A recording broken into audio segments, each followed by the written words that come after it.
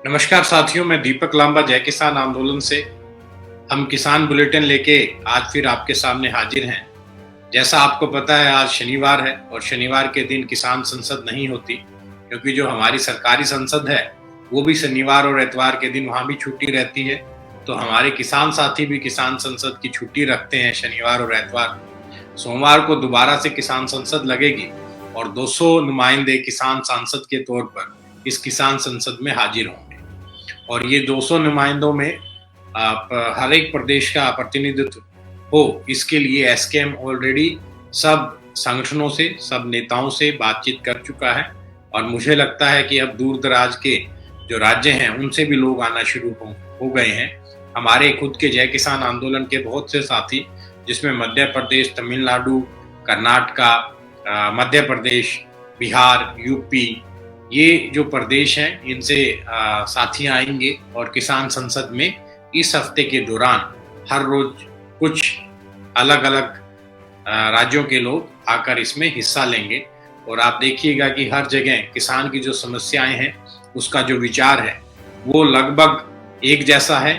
और मुझे लगता है कि जो किसान विरोधी कानून आए हैं उसका असर उन जगह तो पड़ना ही है जहां पर एमएसपी पर थोड़ी बहुत खरीद होती है, लेकिन इसके अलावा भी बहुत से राज्यों में जो इसका प्रभाव है वो पड़ेगा। और वहाँ के लोगों की जो चिंताएं हैं, जो उनका देखने का नजरिया है, वो सब बातें वो किसान संसद में आकर करें।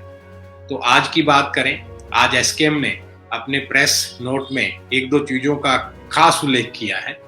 अभी आपने सुना होगा, थोड़े दिनों पहले हमें आंदोलन जीवी के नाम पर बात करते हुए गोदी मीडिया, जिसको आप ये कह सकते हैं कि कुछ लोग सरकार द्वारा प्रायोजित जो प्रोपेगेंडा है उसको फैलाने का काम करते हैं, उन लोगों ने एक नए शब्द का इस्तेमाल किसान आंदोलन के लिए किया है। उन्होंने अय्याशजीवी का नाम किसान आंदोलन में जो किसान जुड़े हैं, जो बॉर्डरों पर बैठे हैं, उनको अय्याशजीवी बोला है। उन्होंने ये कई रिपोर्ट्स, कई मीडिया हाउस, कई तरह के प्लेटफॉर्म पर कल और आज ये पारित हुई कि किसान जो हैं, जो बैठे हैं आंदोलन स्थलों पर, वो बेसिकली अय्याशी कर रहे हैं। तो मैं आपको बता देना चाहता हूं कि हम लोग जब 8 महीने पहले यहाँ आए, आपको याद होगा नवंबर 25 को किसान संगठन दिल्ली के बॉर्डरों पर आए थे। नवंबर के बाद दिसंबर में कड़ाके की ठंड किसानों ने झेली, उसके बाद हमने गर्मी झेली, बारिशें झेली। और आपको समय समय पर ये सारी चीजें हमारे जितने सोशल प्लेटफॉर्म्स हैं उस पर आपको ने चिन्हित की होंगी। हमने बहुत से वीडियो, वहाँ की फोटो, किसानों के हालात क्या हैं, किस तरह का जीवन किसान जी रहे हैं, वो सारी चीजें आपको बार बार समय समय पर दिखाई है। तो ये जो मीडिया की तरफ से अय्याशजीवी शब्द लगाकर एक नया प्रोपेगेंडा चलाया गया है कि किसान तो बॉर्डरों पर बैठे हैं और वो बड़े अय्याशी से अपना समय व्यतीत कर रहे हैं। तो कोई बात नहीं, हर बार की तरह ये प्रोपेगेंडा भी जरूर फेल होगा। और किसानों को पता है वो यहाँ सिर्फ अपनी मांगों के लिए बैठे हैं, और जब मांग सरकार मान लेगी तो उसके बाद वो खुशी खुशी अपने घर चले जाएंगे। दूसरी जो बात है वो बीजेपी के अपने सोशल मीडिया सेल ने, जिसमें यूपी का उनका एक ट्विटर हैंडल है, वहां से कल एक पोस्टर उन्होंने भेजा। उसमें उन्होंने सीधा सीधा एक जनता द्वारा चुने गए मुख्यमंत्री वर्सेस किसान आंदोलन का उल्लेख किया है। उन्होंने किसान आंदोलन को धमकी भरे लिहाज में ये पोस्टर बनाकर दिया है कि आप एक बार लखनऊ आइए तो आपको अच्छे से मुख्यमंत्री के नाम पर धमकी देते हुए उन्होंने बीजेपी उत्तर प्रदेश के ट्विटर हैंडल पर कुछ पोस्टर चलाए। तो एसकेएम बिल्कुल इसका निंदा करता है। इस तरह की जो दो पार्टियां बनाकर दिखाना किसी भी लोकतांत्रिक इतिहास में बिल्कुल गलत है। हम शुरुआत से ही हम ये कहते आए हैं कि हमारी लड़ाई जनता और जनता के बीच चुने हुए प्रतिनिधियों के बीच की है। प्रतिनिधि जनता के द्वारा चुने जाते हैं और हमेशा कहा जाता है कि वो जनता और देश की भलाई के लिए काम करें। तो यहाँ पर कुछ जो इनके खुद के सरकार के खुद पार्टी के जो आईटी प्लेटफॉर्म्स हैं वो हमेशा दो पार्टी बनाने के फिराक में रहते हैं। उन लोगों ने सरकार को एक अलग पार्टी बनाने की कोशिश की है और जनता को एक। लेकिन किसान आंदोलन हमेशा से ये कहता आया है कि हम यहाँ इसलिए बैठे हैं क्योंकि हमारे प्रतिनिधि, जनता के प्रतिनिधि अपनी बात नहीं सुनते। तो ये हमेशा लोकतांत्रिक व्यवस्थाओं की कई बार नाकामी रहती है कि यहाँ पर हम लोकतंत्र से लोकप्रियता की प्रणाली में हमेशा शिफ्ट होने में ज़्यादा देर नहीं लगाते। आपको पता होगा लोकतंत्र में जनता के पास बहुत से अधिकार हैं और बहुत से कर्तव्य हैं।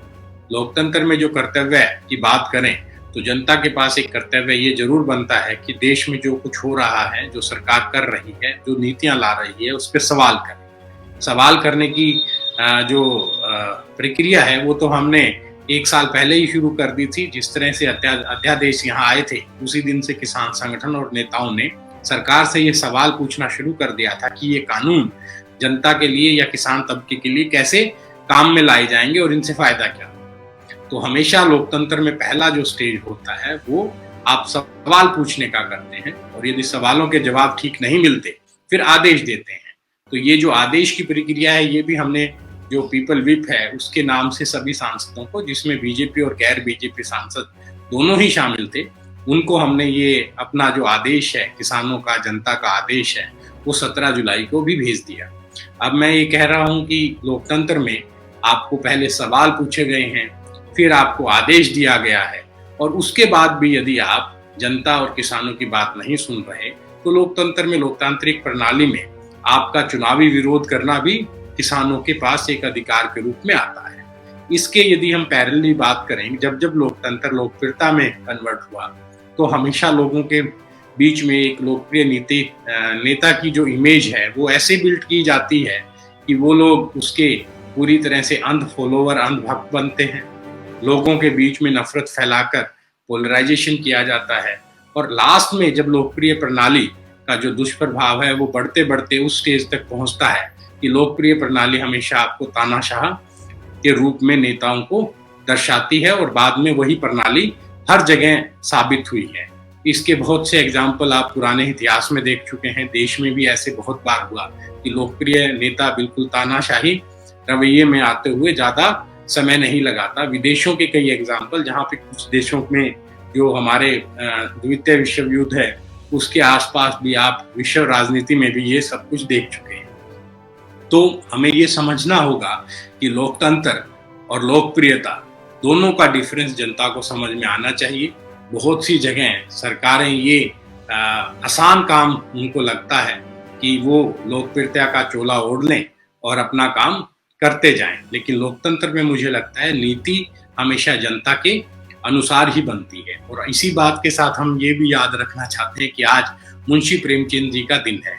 उन्होंने एक बार कहा है कि जो सांप्रदायिकता है वो सीधे सामना करने में हमेशा उसको शर्म आती है, लेकिन वो हमेशा राष्ट्रवाद का चोला ओढ़कर आती है।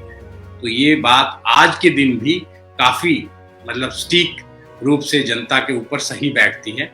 हमें बहुत सारी चीजों में जब भी हम कहीं पोलराइजेशन की बात करते हैं, एक दूसरे से कुछ तबकों को लड़ाने की बात करते हैं, तो हमेशा हम उसे राष्ट्रवाद का चोला पहनाकर ही बात इस देश में सुनने को मिलती है।